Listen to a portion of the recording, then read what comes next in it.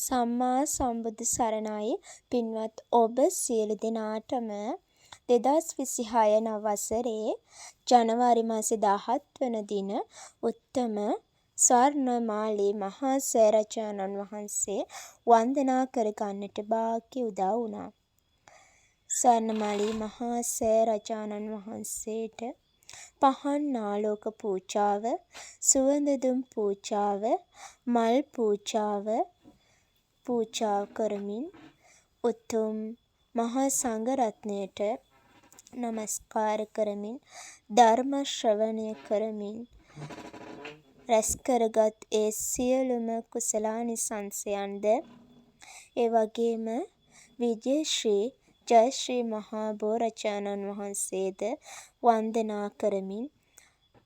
මල් පූජාවන් සුවඳ දුම් පූජාවන් සිදු කර ගනිමින් රැස් කරගත් සියලුම පුණ්‍යස්කන්ධයන් මේ වීඩියෝ එක නරඹන පින් අනුමෝදන් වන ඔබ සියලු දෙනාටම අනුමෝදන් කරමි. ඒ වගේම මෙතෙක් ජීවන ගමනේදී මට හයියක් වුණු සියලු දෙනාටමත් මුහුණු පොත හරහා සහ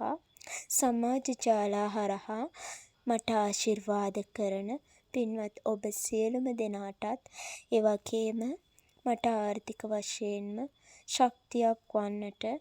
ඉන්න මගේ සියලුම පාරිභෝගිකයන්ද සියලුම ආයතන නිලධාරීන්ද ඒ හැම දෙනාටමත් මගේ පවුලේ සියලු දෙනාටමත් ඥාති හිත මිත්‍රාදී සියලු දෙනාටමත් මේ උත්තම පින් අනුමෝදන් කරමින් ඔය සියලු දෙනාගේම ජීවිත සුවපත් කරමින් උතුම් ධර්මාවබෝධය ලබමින් කායික මානසික නිදුක් නිරෝගී දීර්ඝායුෂ ලබන්නටත් ඔබ සැමට මේ උතුම් පින් ආශිර්වාදයක්ම වේවා. සියලුම මේ රටේ මේ ලෝකයේ සිටින සියලුම රෝගී තත්ත්වයන්ගෙන් පීඩා විඳින ඒ සියලුම දෙනාට කායික මානසික නිදුක් නිරෝගී භාවයම ප්‍රාර්ථනා කරමින් ආශිර්වාද කරනවා. සියලු දෙනාටම